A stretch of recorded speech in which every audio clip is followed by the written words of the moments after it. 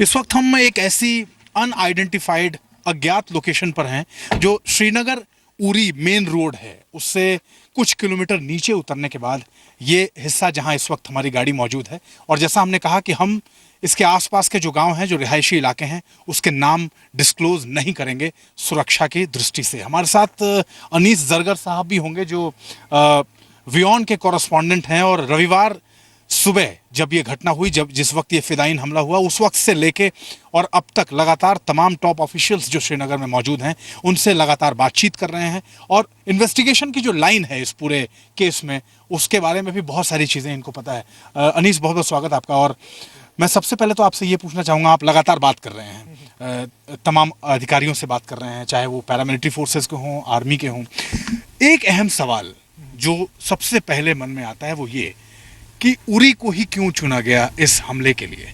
क्या आप उस हिसाब से जो ज्योग्राफिकल कंडीशंस हैं, मैं आपको ये भी बता दूं, उरी जो बेस कैंप है, रियर बेस कैंप, ये तीनों साइड से, एक साइड अपनी सीमा है, हिंदुस्तान की सीमा है, और बाकी जो तीन अलग अलग साइड्स हैं, तीन अलग अलग हिस्से हैं, तीन अलग अलग जो साइड्स दिखती हैं, वो तीनों ही साइड्स पहाड़ियों की हैं। तीनों ही साइड्स में ऊंची ऊंची पर्वत श्रृंखलाएं हैं और एक तरफ हिंदुस्तान की सीमा है।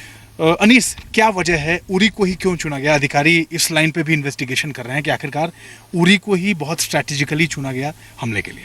देखिए, जो हमने बात की है सिक्योरिटी फोर्सेस से, हमारे सोर्सेज से, उनसे ये बात पता चली है कि उड़ी की जो ज्योग्राफिकल लोकेशन है, it is surrounded by LOC from all the 3 sides.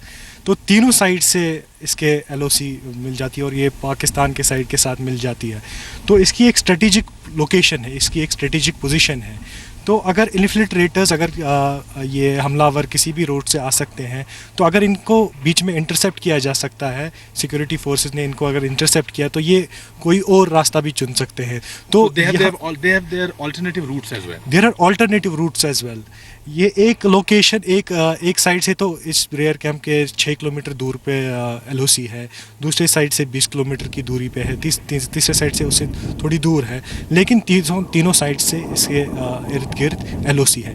और कुछ रास्ते इतने क्लोज हैं, मोटरेबल रोड से तो खैर आधा घंटा भी लग सकता है, 45 मिनट भी लग सकता है, लेकिन अगर हम पैदल रास्ते की बात करें तो 15 मिनट या 10 मिनट की दूरी पे जो ये कैंप है, ये बॉर्डर से दूर है।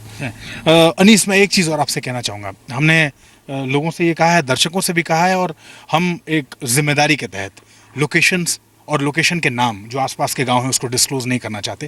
लेकिन जिस ज्योग्राफिकल कंडीशन की आप बात कर रहे हैं, जिस ज्योग्राफिकल सिचुएशन में इस वक्त हम खड़े हैं, हम 3 साइड से जो LOC की बात कर रहे हैं, क्या आप बता पाएंगे? एक पहाड़ी तो हमें ये सामने दिख रही है, जो ये ठीक सामने की पहाड़ी है, एक ठीक उसके बगल में ये दाहिनी तरफ जो ये पहाड़ी है, और तीसरी पहाड़ी ये है। यही वो तीन पहाड़ियों की बात कर रहे हैं जो तीनों साइड से जो LOC से घिरा हुआ ये कैंप। बिल्कुल बिल्कुल। एक तो ये एक जो हमारे सबसे ऊंची पर्वत दिख रही है जी, उसके पीछे बिल्कुल ठीक सामने, बिल्कुल वही उसके पीछे के साइड से ही पाकिस्तानी साइड है, कश्मीर का।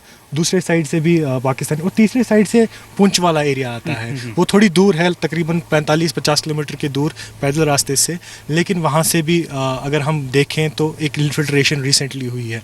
तो ये हम एक पैटर्न की ओर भी देख सकते हैं, जो इन्फिल्ट्रेशंस पिछले 2-3 महीनों में हुई है। अभी रिसेंटली इसी महीने में, इससे पहले 2 इन्फिल्ट्रेशंस सिक्योरिटी फोर्सेज ने फॉइल की है। एक तो कुपवारा एरिया में है, वो जहाँ पे 4 हमलावरों को मार गिराया गया था, सिक्योरिटी फोर्सेज ने इनको इंटरसेप्ट बीच में ही किया था। और उसके बाद पुंछ वाले एरिया में उनको रोका गया था और उनके एंगेज किया था 3-4 दिन तक, जिसमें 5 हमलावर मारे गए। तो एक पैटर्न हम देख सकते हैं कि, और एक पेरीमीटर हम देख सकते हैं कि क्रिएट हुआ है फॉर दिस इन्फिल्ट्रेटर्स, जो कि एक पर्टिकुलर रूट नहीं चुन रहे हैं, आप मुख्तलिफ जगहों से इन्फिल्ट्रेट करने की कोशिश कर रहे हैं, और कई जगहों पे वो कामयाब भी हुए हैं। चलिए अनीस, हम एक काम करते हैं, क्योंकि हमने ये कहा है कि हम ये डिस्क्लोज नहीं करेंगे, हम अगर एक उसके ज़रिए समझने की कोशिश करें। हमने ये कहा था कि हम 3 साइड से उन पहाड़ियों को एक सिंबॉलिक तरीके से अगर समझने की कोशिश करें, तो जिस हिस्से में हम खड़े हैं वो ये हिस्सा है, और ये जो 3 पहाड़ियाँ आपको दिख रही हैं, हमने ये समझाने के लिए दर्शकों को कि हमने ऐसा किया कि अगर आप मान लें कि ये पूरी रेंज, कौन सी रेंज कही जाती है? तो पीर पंजाल रेंज कही जाती है। जो पहाड़ियों की रेंज है वो Pir Panjal range, mountain range के नाम से जाना जाता है।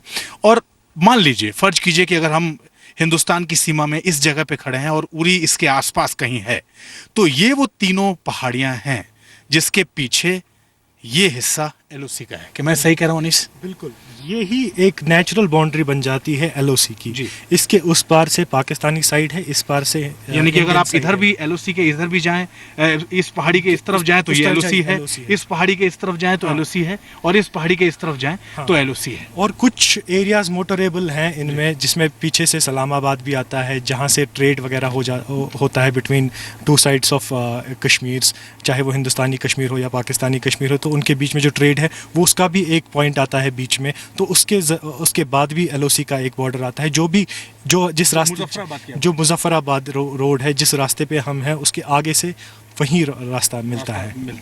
दो चीज़ें हैं अनीस। एक तो ये कि जो बात हम लोगों की भी हुई कुछ अपने टॉप सोर्सेज से जो आर्मी में हैं, पैरामिलिट्री में हैं, उनका ये कहना है कि 3 रूट्स हैं जिस पर इन्वेस्टिगेशन आगे बढ़ रही है, और वो तीनों रूट्स मैं कहूँगा सूरज से एक बार ज़रूर दिखाएं, क्योंकि हम वो पूरा रूट इसी 3 पहाड़ियों का जो एक हमने सांकेतिक सिंबॉलिक एक स्ट्रक्चर खड़ा किया है, इन्हीं तीनों पहाड़ियों के इर्द गिर्द से वो तीनों रूट उरी बेस कैंप तक पहुंचता है। पहला ये कहा जा रहा था कि जो कारवां अमन का जो पूरा रूट है, जिस मुजफ्फराबाद रूट की आप बात कर रहे थे, वहाँ एक गांव है, उस गांव से वो एक स्ट्रैटेजिक लोकेशन है, उस गांव से वो दाखिल हो सकते हैं। दूसरा एक सुखदर विलेज है, वहाँ से भी दाखिल होने की उनकी संभावना है, जो कि जो अटैक जिस जगह पे अटैक हुआ उस जगह से 4 किलोमीटर साउथ यानी दक्षिण में स्थित है वो गांव। और तीसरी लोकेशन जिस पे इन्वेस्टिगेशन चल रहा है, झेलम नदी जिसके आसपास हम इस वक्त मौजूद हैं और उस नदी की आवाज़ भी आ रही है, उसके साउथ वेस्ट से शायद इन आतंकवादियों ने उसके साउथ वेस्ट के हिस्से से क्रॉस किया है और उसके बाद इस उरी बेस कैंप में वो दाखिल हुए हैं। लेकिन आप जो अनीस कह रहे थे उसमें एक बहुत अहम सवाल ये है कि उसमें से एक ऐसा रूट जो उनके लिए शॉर्टेस्ट है और जो आना आसान है, जिसमें बहुत ज़्यादा आज तक इन्फिल्ट्रेशन उस रूट से नहीं हुई है, शायद संभावना इस बात की है और ज़्यादा संभावना इस बात की है कि उसी रूट से इन्फिल्ट्रेट किया है इन आतंकियों ने। बिल्कुल, जो सुखदर विलेज की मैं बात कर रहा हूँ, वो तो इस कैंप के बहुत नज़दीक है और पैदल रास्ता भी वहाँ से कुछ 10-15 मिनट की दूरी पे है और जंगली इलाका है, कुछ एक नाला भी बहता है और ये प्रोबेबिलिटी बहुत ज़्यादा है कि ये उसी एरिया से आए हैं, क्योंकि हमारी जो इंफॉर्मेशन जो हमें मिली है थ्रू सिक्योरिटी फोर्सेस से, वो कह रहे हैं कि ये रात को ही आए थे, इन्होंने रात के समय में ही इन्फिल्ट्रेट किया था और अटैक इन्होंने सुबह के तकरीबन 5:30 साढ़े 4 हाँ इंतज़ार भी किया, तो इनको ज़्यादा टाइम नहीं मिला, इन्होंने ज़्यादा टाइम नहीं दिया तो जो एरिया है उनमें रहने की, ताकि ये बीच में ही इंटरसेप्ट ना हो, क्योंकि ये एरिया बहुत ही हाईली मिलिटराइज्ड है, इस पे 24 घंटे फौज की नज़र रहती है और जो भी ये पूरा सर्वेलेंस के अंडर है, पूरा एरिया कवर्ड है थ्रू बाय सिक्योरिटी फोर्सेस। तो यही एक रूट है जिसकी ज़्यादा प्रोबेबिलिटी है कि वो इसी रूट से आए होंगे।